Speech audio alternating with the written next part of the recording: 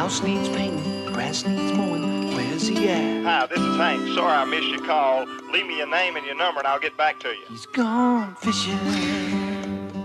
Today's podcast is brought to you by Mossy Oak and Liqua Molly. Welcome to Off the Water with Hank Parker. I'm your co-host, Sarah Beth, and you Hello, are... Sarah Beth. I'm Hank Parker. And how's your toe? Oh, it hurts. Tell us about somebody ran over your toe with a buggy. Yeah, I was at Walmart and went to grab a shopping cart, and the worker didn't realize I was standing there, and he goes shoving the carts up and just boom, took my toe with it, toenail and all. So not very fun. Well, it's been a tough little day today, and it's been a tough July. You know, my dad was killed in an automobile accident on July the 5th, and then in 1975, then my mom died on July the 4th in 1990.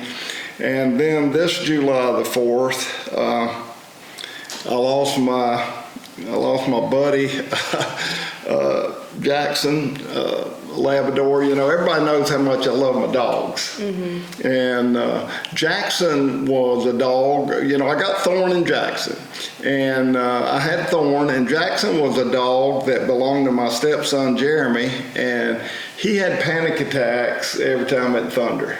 Mm-hmm, he did. And they had thunderstorm. He was in Jacksonville, Florida, and had a very, very small backyard. And it was just torture on that poor dog. And every time I go down there, it just grieved me. That dog lived his life in about a 30 by 40 yard and just broke his teeth trying to chew out when the thunderstorms came. And so I brought him, and he and Thorn became best buddies. Mm-hmm. And they played together, and I had Jackson for 5 years, and man, he had a happy life. I fenced in 5 acres for him, and they had a dog guard collar. Electric fence collar, yeah. Yeah, dog guard is the name of that. It was not invisible fence. It was called dog guard, and I like that. But anyway, Jackson lived and had a very happy life with Thorn, and on the morning of July the 4th, we let him out, and Martha, my wife, let him out. We kept him in the house because we were having so many thunderstorms, and I had him in the house where I could hear him. And just 2 nights before I'd gone down there, and I know this sounds really silly and stupid to a lot of people, but for those of you that love dogs as much as I do, it's really not that bad. But I could hear him. He would be so panicked when it's a thunderstorm. So the 2nd of July, we had a bad thunderstorm, and I went down that night and held him. And I'd put him in, as long as he put his head on my shoulder, he'd just sit there and be just calm. But boy, the minute I'd try to put him back in the bed, he'd just go nuts. And so we kept him in the house because we were having so many thunderstorms. And then when Martha let him out on July the 4th, she said, "He's acting really strange." Well, that bothered me, so I started hunting him and calling him. He wouldn't come, and I couldn't find him. And of course, 5 acres, you know, and we got a place down by the creek. So I went down by the creek, and he was laying there by the creek. He wasn't able to get up. He couldn't hardly breathe. And we'd had this situation before. I'd taken him to the vet on July the 2nd, and they diagnosed him with a prostate infection. So he was taking antibiotics. And we'd gone through this once before, and he had gotten so dehydrated. As soon as I got him to the vet and they put him in the hospital overnight and gave him IVs, he was fine. Mm. So I thought, boy, if I could get him to the vet and get him some IVs, he'll be fine. And there were no vets open. I mean, it was July the 4th. Everybody's out on vacation. Our vet was closed, no emergency numbers. And I called a vet in Spartanburg, and pro fisherman Anthony Gagliardi, who is such a great guy and a good friend of mine, his sister was the doctor. How about, what a small world. Anthony's sister was the veterinarian doctor, and they did such a great job. And I told her, I said, I think if we can get him some fluids, he'll be okay. And I drove him up there, which is about a 50-minute drive, 45-minute drive from my house, and I kept his head on my lap. And I thought, well, if I can just keep him alive, and I'll just tell him, hang in there, buddy, hang in there, all the way up there. And they were so, man, they were quick. They were waiting on me when I got there. We'd call them, told them we had an emergency. And they were waiting on me, and boy, they immediately gave him IVs, and he couldn't get his breath. And so Anthony's sister, Miss Gagliardi, I don't know her last name, she's married, but Anthony's sister, she said he's got a lot of fluid around his heart. It's a risky surgery. Probably has some cancer. That's usually what's causing this. I can tell by his blood count and how thin he is. He's got something going on, and we knew that. But anyway, make a long story short, they drew the fluid from around his heart, and it filled right back up, and he couldn't breathe. So we put him down.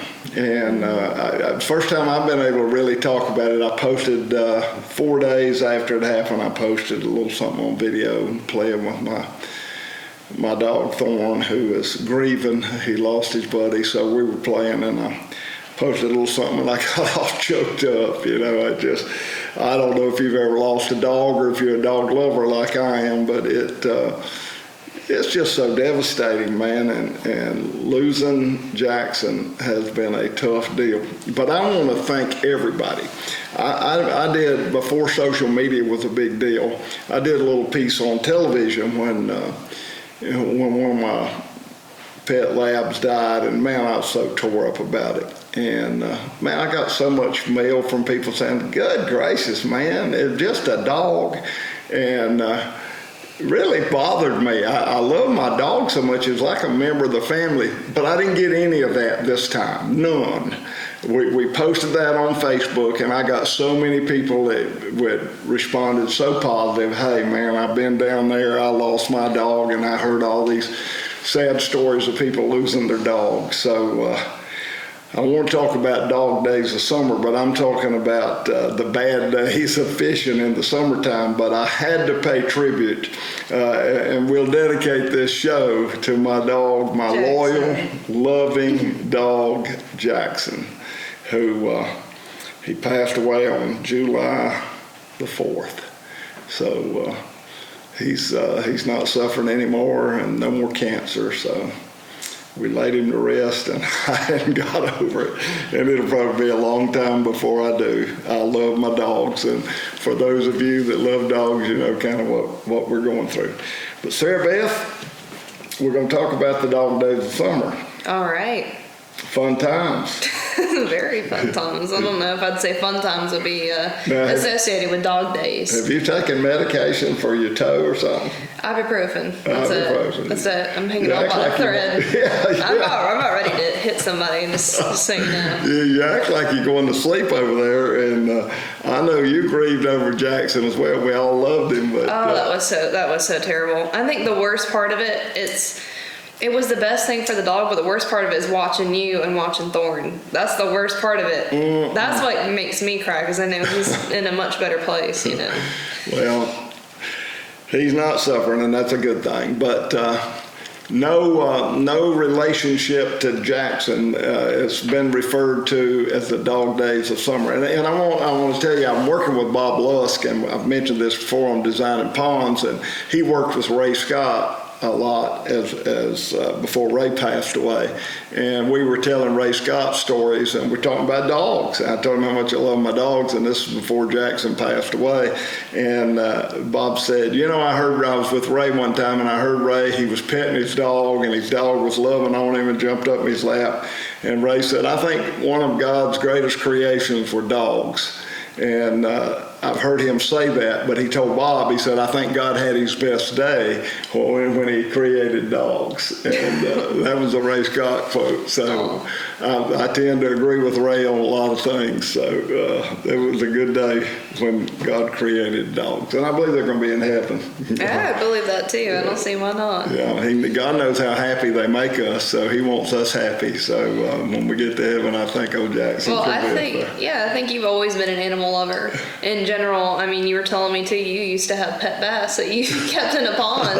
You said you Well, grew that was a whole different motivation, You but know. I have always just been absolutely crazy over dogs from the time I was just a little bitty boy. So I love my dogs. I'm glad I still got Thorn, and I miss Jackson being here with him. So I've been trying to make up for that. Me and Thorn's been buddying up pretty well, but I don't let him go fishing. I took Jackson and Thorn both fishing one time when I had a John boat with a jet drive, and I was trying it out. I was going to buy it, and I was seeing how the jet drive works. So it was an easy boat to wash out. So I knew if they got it dirty, I could clean it up pretty easily. So I took them fishing, and every time I caught a fish, if that fish jumped, both of them in the water, and we were in current. We were down at Par Shoals behind the dam, and they were running current, and the dogs were fighting that current, scared me to death. So they made one fishing trip, and that's gonna be. You can't do that with labs specifically. They like that water. Well, when that fish, I could make them sit still till that fish jumped, and then it was nothing I could do while they're both in the water going after him. So. Oh yeah. Well, you've always had labs or been partial to labs. I think the first one that I know of was Rascal, Yeah. your black lab. We've had I've had 7 of them in my lifetime, and I'm just a lab guy. I love them, and they're so sweet and just great dogs. So, all right, let's move on. Let's talk about summertime fishing. Okay, summertime fishing. No sadness. You tell me about it. You know, summertime fishing. A lot of people don't understand that fish don't go deeper when it's hotter.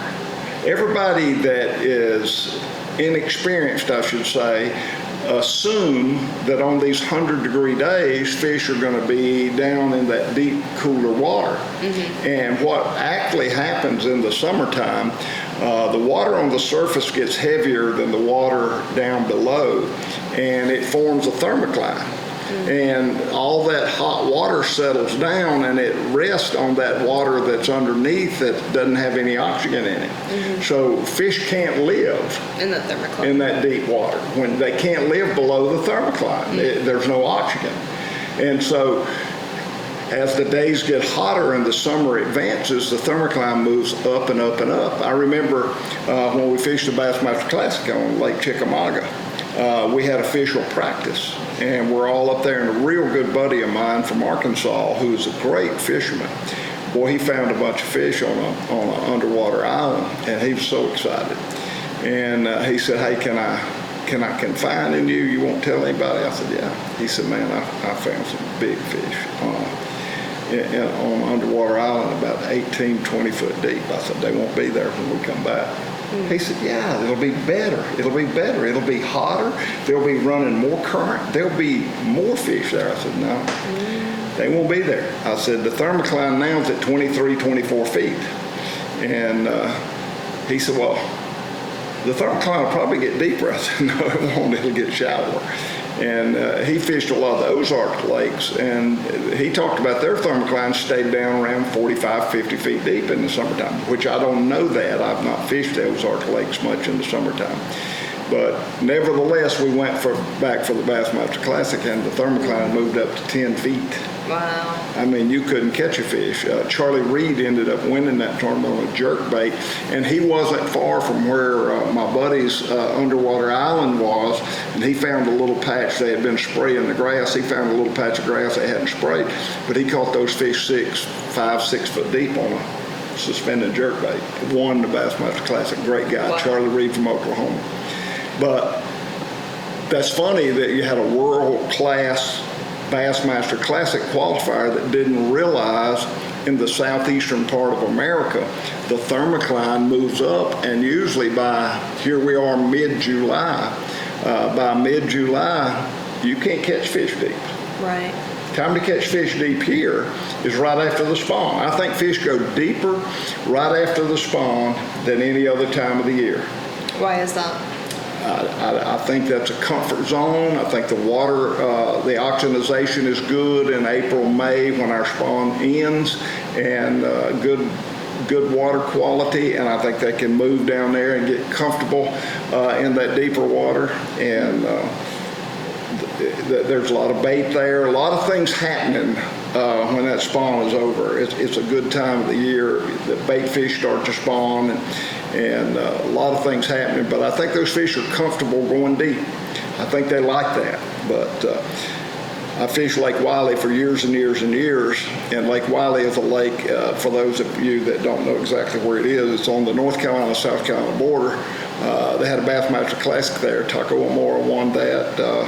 My buddy Aaron Martins tipped off one of my holes. He caught about 300 bass on TV, so that hole's not any good anymore. You and I fished it the other day, and we did catch a few fish there, but boy, they have wore that place out. Aaron just killed them on that bridge at Buster Boyd Bridge on Lake Wiley. But nevertheless, those fish that I fished there for years, we would catch them on deep crankbaits that we could make them go as deep as we could get them to go. We'd take an old hot spot and put lead in it and get it to go 30 feet deep and catch them down there good at 30 feet deep in May. And then June came around, you could still catch them 18, 19 foot deep on those hilltops. Then July rolls around and they're up around 8, 9, 10 feet deep probably at the deepest. So it changes quickly in the summertime when that thermocline starts to move. And a lot of people don't realize that. So when you go fishing in summertime, if you're assuming the fish are deeper, look at your electronic equipment, your depth finder. It will show you the thermocline. When you see a line or a space on your liquid crystal recorder, when you see that dirty water, that interference, that's your thermocline. And you can watch it. And those fish like to hang right there above it because a lot of things happen. Yellow perch, a lot of different bait fish hang in there as long as they can. And they're as deep as they possibly can get. And they don't have enough oxygen to survive, so they're dying. And they're rising to the surface, so those bass stay right in that thermocline, getting that easy meal. And so it's a good place to catch them right atop of the thermocline. And also the water is more comfortable there. They like that 70-degree temperature or get there as close as they can. They don't like this 94. I fished day before yesterday. The water surface temperature was 94 degrees. Felt like bath water. Wow. I caught the first fish I caught. I reached down there and lifted him. I thought, my Lord, I stuck my hand in that water and I said, God, you can take a bath in it. Yeah, was he boiled or? Yeah, they were parboiled. Bass, yeah. If you're going to keep any fish, they were already parboiled, so that was pretty cool. But we go back. So the misnomer for a lot of people are they think the fish are extremely deep in the summertime. And the later in the summer, the more that thermocline tends to move up and the shallower the fish are. You know, when they had the Bassmaster Classic in August, there wasn't, unless we were fishing a river that had a lot of current in it. I know Jack Chancellor won on the Arkansas River, and Ricky Clun won on the Arkansas River, both fishing hilltops, but they weren't that deep. Clun caught his on a crankbait that ran about 8 feet deep, but he'd keep his boat in deeper water, but he was casting up there in 7 or 8 feet of water, and they were on that hilltop. Jack Chancellor caught his on that do nothing word that he made so famous. He caught his a little bit deeper, but they weren't excessively deep in the month of August. They were probably 13, 14 feet deep. So they were right there at that thermocline in the Arkansas River. And rivers sometimes have enough current that you don't get a defined thermocline. But they have dams on the river, the Arkansas River. And so it is some sort of a river lake or a lake river. And so there is a thermocline there. And lakes that don't have a lot of flow, that dead water moves up quicker. You get that thermocline up shallower, much sooner, month of June. By July rolls around. We've had hot weather, but we've had lots and lots of rain. And so it's cooled it down some. It's cooled it down some, and plus a lot of flow. When we have a lot of rain, they tend to open the gates on these dams and let the water out, so you got a lot of current. Current kind of offsets a thermocline because the water's moving so quickly. And so it's something you got to check every day when you get to the lake. You know, you and I went up to Lake Wiley and we was talking about where Aaron Martin caught all the fish. I was up there the week before you and I went and found a ton of fish and caught them really good, and was excited about going back. Then you and I didn't do as well. But that thermocline moved.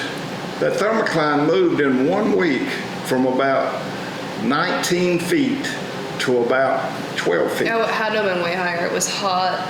It was like ridiculously hot. It was hot, and it was a week that we hadn't had that much rain, so they hadn't generated.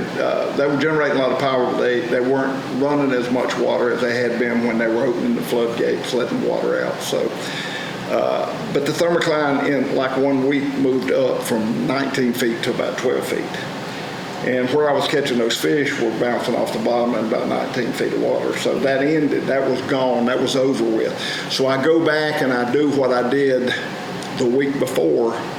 And of course I knew not to do it. I mean, I could tell by looking at my electronics that the thermocline was 12 feet deep. So I knew that a fish wasn't going to be 19, 20 foot deep. So I didn't waste much time doing that. I did start out just duplicating exactly what I'd done the week before and nothing. Right. Zeroed. Right. So I ended up catching those fish. We caught 7 or 8. And we cut it really short because it was miserably hot. And somebody I know didn't put on sunscreen, but I won't call a name. Yeah, I get it.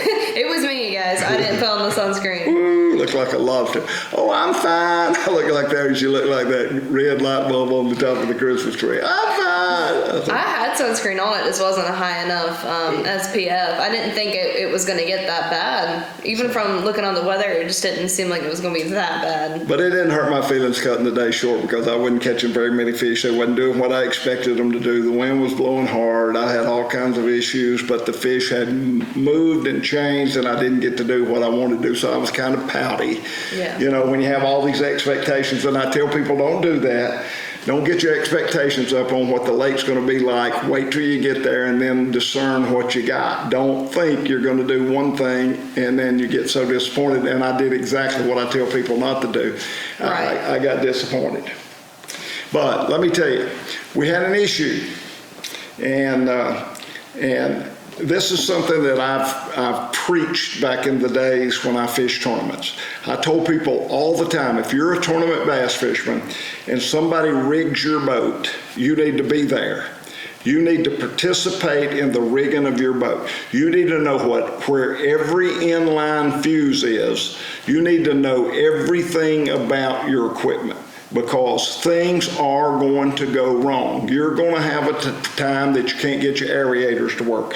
You're going to have a time that something is going to happen and you're going to need to know how to fix it, or you're going to be in trouble. Right. So here we go. We go up to Lake Wiley, and my troll motor won't come on. It will not come on. Oh, no. Well, I'd had this issue once before, where up front, where you connect your trolling motor, 8-gauge wire from the back to where your foot pedal goes in and the wire goes down, and you connect your positive and your negative to the troll motor at the front. I've had a nut come loose, and so the ground wasn't, and so I had that in my mind. And so I tear the front of the boat out. I take all the panel, there's 16 screws. And they were that little hex head deal, so I didn't have a ratchet. I just had a little screwdriver with that hex head. So I took all the screws out, and I got in there, and that wasn't a problem at all. But I was pretty rough. The wind was blowing. I was in a hurry, and my target lock, where it plugs in to the fuse panel, where it plugs in, my negative was on top and the positive was on the bottom, and I pushed up against it. Well, I looked, but I didn't see it. The negative pole was fine, but the positive pole came off. So when I put it all back together, it dawned on me, I run Pro Guide batteries. I run lithium batteries. And every brand of lithium battery tends, at some point in time, for whatever reason, I have no idea, they call it go to sleep. It just goes to sleep. And it won't feed electricity, it won't feed power, it won't feed voltage, not electricity, it won't feed voltage to your trolling motor, so the trolling motor won't come on. Well, Pro Guide batteries have a little button on them. And if you push that button, it'll show you how full charge your battery is. And if you'll hold that button for 5 seconds, if that battery's asleep, it'll wake it up. So I thought, oh, big dummy, why didn't you do that first? So I go back and push the button, wake my trolling motor up. Everything's fine. But now my target lock or my Mega Live will not work. What in the world? So I call technical support. We go through it for 30 minutes. Can't figure out what's wrong. I'm aggravated. Fish are not where they should have been. Hold on. Mind you, he hands me the phone to technical support and has me deal with it, and I don't know what any of this equipment is on the front of this boat. I've never messed with it a day in my life. Here's this IT guy. He But you gets can the hear. connection. I'm deaf. Yeah, I can hear it, but he's also guided me through. Like he went through your phone camera and was like he could see what we were doing. But you knew how to do all that. It's just following instructions. Yeah, well, that's why I had you do it, because I'm not good at that. But technical support with Humminbird, they're awesome. Man, they are so awesome. But they walked her through all the technical support. We couldn't figure out what the problem was. So I ended up cutting the day short. On my way home, I'm thinking, I guarantee you it's self-inflicted. I guarantee you when I took the front bow off and went in there, took that bow front end and took that front unit loose from the in-dash mount, I knocked a wire loose somewhere. Well, I went through it and sure enough, that's what I did. Well, technical support asked me 3 questions that I couldn't answer, like which outlet is your Apex plugged into in your Ethernet? Yeah, like, well, you should have had like a breaker. That's what he was trying to have us find, was a little breaker. Which outlet? Because there is two Ethernet inlets or outlets on my Apex. Okay. So unplug the one and put it in the other one. And then what number, 1, 2, 3, 4, 5, you got a 5-port Ethernet. Which number is that Ethernet plugged into? I didn't know. Well, where's your Ethernet? I don't know. I don't know where it's located. So here's what I'm saying. I came back, I took my whole boat apart. I called the guys who rigged my boat. They're awesome. And he walked me through it. So now I drew a little diagram. I took everything out. I saw where I knocked the wire off, I plugged it back in, everything worked perfect. My fault, self-inflicted. I didn't know where everything was. So everything I preached about as a tournament angler, understand your boat, know where every inline fuse is, know where every fuse goes to what. I didn't know that, now I do. You learned that real quick. Man, I came back, I took that whole boat. I found my Ethernet, I found which outlets, I found all of that. I got it all written down and stored in my mind. And now if I have a little bleep, I can fix it. So understand your boat. If somebody's rigging your boat, be there and let them walk you through it. Let them explain, well, this goes to this or this or this. You know, I had a plastic worm one time get in an aerator, and I couldn't fix it. I couldn't fix my aerator. I didn't know what was wrong with it. Well, I changed the fuse and turn it back on and blow the fuse. Well, if I'd have unscrewed, which I didn't know you could do that, if I'd have unscrewed and opened it up and looked, I'd have saw that plastic worm, pull that out, put it back together, flick it on, it would have been fine, but I didn't know that. But after that tournament, and I got penalized a pound, 4 ounces, whatever it was, for dead fish, I learned that. That was a hard lesson learned. So now, I don't care if you're fishing tournaments or what you're doing. If you're just fishing for fun, understand where everything goes to your boat. Right. Now, how I got off on that, I don't really know. I was trying to down talk. that road. We went down a rabbit hole. It's okay. I jump in a rabbit hole quicker than anybody. So we've talked about losing a dog. We've talked about the dog days of summer. So I want to go back to the dog days of summer. How do you fish a lake in the hot summertime? Most of the time, most people are thinking we're going to fish deep. And honestly, the thermocline's not going to let you fish deep. The fish are going to be probably most in the southeast where I live, Lake Murray, Santee Cooper, Lake Hartwell. Lake Hartwell, the thermocline may be a little bit deeper. Lake Norman, Lake Wiley. Man, the thermocline's going to be up there 12, 15 feet deep, 20 at the deepest. Yeah. So you're going to end up catching those fish up above the thermocline, wherever it is. And that could change, like I say, like Wiley, it went from 19 foot to 12 foot in 1 week. Right, right. So you have to sort it out when you get there. And then what kind of bait you're going to use.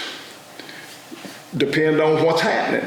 You know, a lot of people say, well, I like this in the summertime, I like that in the summertime. Again, you choose a bait like a tool. If they're hanging right there and they're feeding on yellow perch that are dying because they're trying to hang down there below the thermocline and they don't have enough oxygen to sustain, and they're moving up and those fish are feeding on it, I want a little minnow bait that looks like a yellow perch, and I'll throw it down there and just hop it along that thermocline. That is a good way of catching fish. We used to catch stripers like that on Lake Norman all the time. The yellow perch are not there like they used to be, so that doesn't happen as much as it used to. But that was a really good method for catching those fish. And those fish would hang right there on that thermocline, and they're looking for that easy prey. So people say match the hatch. If you got a 2-inch shad, use a 2-inch bait. You know, match that, whatever the fish are feeding on, and it can pay dividends. So summertime, the main thing is don't have a preconceived idea on what's going to be going on the lake. Let that be determined once you get on the water. You know, the conditions are going to tell you what you need. Brian Thrift and I did a show on Lake Monticello in the summertime, and we threw top water all day, even in the bright sunshine. We caught fish all day long on top water. That's just where the fish were feeding. And we stayed with that all day long. I went the other day and I thought, you know, I'm going to go really early and I'm going to start out with top water and I'm going to stay with it till they quit biting it. Well, it was pretty traditional. They bit it good from daylight till about 8 o'clock. When that sun hit, man, I couldn't get another bite on it. So it was time to shift gears. Right. And then I started catching them on a little drop shot.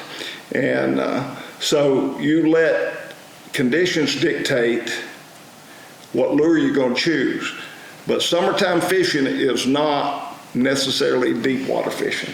Now, it might be offshore fishing. You might be out there on an island. Like I say, Clun won that tournament at Pine Bluff, Arkansas in Slackwater Harbor on an underwater island about 7 or 8 feet deep. But it was way offshore. That island was out away from the shoreline. It wasn't like he was beating the bank. Yeah. It was a place where fish gang up. And it's very likely that those fish were 25 or 30 feet deep a month earlier.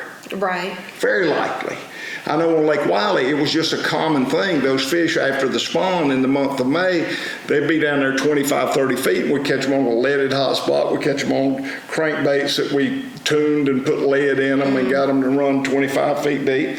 But then come July, they're up there 10 foot deep. Yeah. On that same hilltop, they just move up.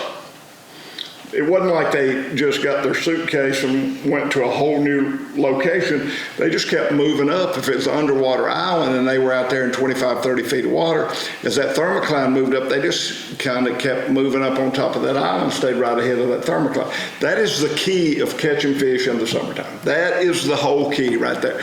Working that thermocline, figuring out where fish move to is a big part of being successful as a tournament angler. You know, my son Ben, he could really catch fish. He was a great fisherman. And he would practice, and he would let whatever he did in practice frame his mind to the point that that's what he was going to do during the tournament. And it rarely ever works that way. Sometimes it does, but it's an exception opposed to the rule. The rule is you locate where those fish are, and then you stay up on where they're going to move to. Right. Because they're not going to be there. Usually come tournament day, if you find them first day of practice, they're going to make a little move. Right. And so you got to be able to move with them. People say, well, you know, you're right, fish move every day. Fish move every hour. And now that we use forward-facing sonar, I'm learning things I didn't even know. We talked about that in our last podcast, actually, when you were talking about the bass that you kind of chase back and forth between a dock and a tree stump. I mean, every, like 10 minutes or so? Yeah, it was kind of going back never and forth. I never ever knew that, and now I see that more and more in lots of different situations. Those fish tend to relocate or reposition, and I love watching Major League Fishing, these teams. I really have enjoyed that. It's really, I watched Stephen Browning and Anthony Gagliardi over the weekend catch them and win the qualifier to get into the championship round, and it was so much fun watching them. And I've watched that so many times before, and these guys would be below the cut line. They'd really have to work, and so there would be so many guys fishing in the qualifying tournament to be able to make it in, and only a few of them are going to make it. And they'd find a spot, just hammer. Right. I mean, they'd hammer and maybe catch 60 pounds. Well, then they have the tournament, and those fish are not there. You think, well, these guys, they didn't qualify up front. They had to go through the qualifying round to make it, but now it's to their advantage because they got to fish a day when the other guys were sitting on the shoreline, but they go back and they're not there. Right. What in the world happened? The conditions changed. And fish change. Sometimes it's not an obvious change in the weather. It's not an obvious change in the pressure, the water depth, the current, nothing. I mean, there's no explanation as to why those fish were ganged up on this grass line or this weed line or this hilltop or this riprap or this ledge, and now they're not there. Happens all the time. And the more I watch that, the more I say, that's good. It happens to other people besides just me. I thought that was just a Hank Parker thing. I thought they just did that to me. I thought they were being ugly. But the whole point, Sarah Beth, is be flexible. Don't have preconceived ideas. Don't think that those fish are going to be below the thermocline. If your electronic equipment's showing you that thermocline's 14 foot deep, don't be hard-headed and think you're going to catch them underneath it, because it's not enough oxygen to support them. They're not going to be there. Hey, good thing I don't have electronic equipment, so. Well, we can fix you right up. Bass Pro, Sure. Johnny ought to send me a Christmas card, a special Christmas card. I keep them in business. I hang around Bass Pro. The other day, we talked about summertime fishing, talking about information. I miss the old tackle shop days where the spit and whittle club, you go in there and somebody's sitting on a tree stump chewing tobacco and whittling on a slingshot or a fishing lure or whatever, and everybody's got information. Well, I went down to Lake Wiley the other day and I had a big bass. These old Oldsmobile there in Paul Creek, and they was a bass on that thing, and I could see him swim across that hood. And I kept aggravating him. I knew I was going to get him. Finally, I got a bite, and he's swimming, and the automobile rolled up the windows. I couldn't get him out there for nothing. So you hear all these stories, but some of them are really, really good. So I was at Bass Pro the other day, and we got on the topic of forward-facing sonar and who's got the best and how to read it. And some of these guys were catching fish now using, I've had a tough time catching fish in the summertime. They won't hold still long enough for me to get my lure to them. And they were talking about they like this model, or they like that transducer, or they like this setup, or they like that. But it's interesting when you've got somebody that you can believe is pretty credible, and these guys were all seemingly very credible, and to hear how they're catching fish. And it's quite a bit different than what I'm doing. One of them said, I couldn't hardly get these fish to bite. I'd get follow-ups, and I was doing all this stuff. He said, finally I put a 3/4 ounce egg ball sinker and kind of almost Carolina rigged a fluke, and I would just wind it.